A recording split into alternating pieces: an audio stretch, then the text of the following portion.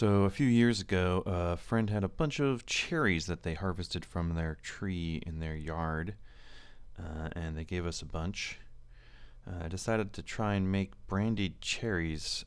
I didn't really know what I was doing, so I just put the cherries in a jar with some cognac and stuck it in the fridge. I pretty much forgot about them for a couple of years until we were cleaning out the fridge and found these cherries. I tried a cherry thinking, oh, brandied cherries, these will be good. They were really disgusting, it tasted terrible, but the cognac tasted amazing. It was cherry flavored and a little sweet. And I had remembered then that I heard about cherry bounce from a bartender. And so I looked it up and added some sugar and some spices to what we had, and it was delicious. So, what is cherry bounce, you ask? Well, if you look it up, you'll find the most common fact is about George Washington and how Martha Washington would make it for George Washington, and it was one of his favorite drinks, apparently. The recipes you find online, some will not have any spices in it, some will have spices, they all have sugar, so there's no rules, I don't think. There's never any rules about what you're making for your home bar. So I decided to make three versions. One would have just sugar and no other spices.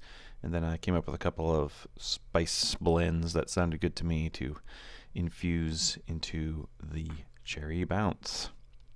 So fast forward to 2018. It was cherry season here. So about, I think, a pound of cherries or so. Put in a bottle of cognac over it and put it in the basement to wait. I think I also added some bourbon. You can do whatever you want. No rules. I used cheap cognac. I think it was Hennessy VS or something. Nothing. Don't go out of your way for expensive cognac for this. So anyway, it was 2017 in the summer, and I just took them out here this winter. So that was about a year and a half that they were steeping. That's a good long time. Anyway, batch one, I put in Star Anise, cinnamon, and a Tonka Bean. If you don't know what a Tonka Bean is, go look it up. They're sort of like a more aromatic vanilla bean. They're delicious. They're actually a nut, not a bean, but whatever. Batch two, I put in clove, allspice, cardamom, more Tonka Bean, and some orange peel. And then batch three, I just left alone with just sugar. I also turned down the sugar in batch 2 and 3 because batch 1 seemed a little sweet if you were going to sip it. In retrospect, I might keep the sugar up because it'll sweeten the cocktail more, obviously, the more sweet it is, and sometimes you want that.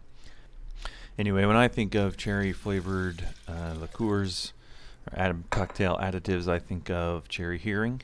And so I tried Remember the Maine with cherry bounce instead of cherry hearing.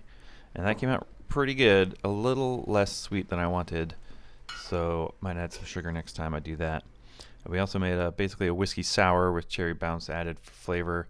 That came out amazing, especially if you use an egg white for that nice silky texture. And then also, just to see, I made an old-fashioned with some cherry bounce added. I used mellow corn for the base because I wanted something not very assertive, something that the cherry bounce could overwhelm a little. You don't want the cherry bounce to get lost if you're going to bother putting cherry bounce in a drink or any additive that you have that you want to highlight. So mellow corn is it's sweet and not super flavorful. Irish whiskey would work really well in this case as well. Or, I don't know, maybe vodka and cherry bounce. Maybe that would be good. I don't really like vodka, but okay. I think that's it. Everybody enjoy your cherry bounce. Leave a comment, subscribe, do all those things. And we'll see you next time.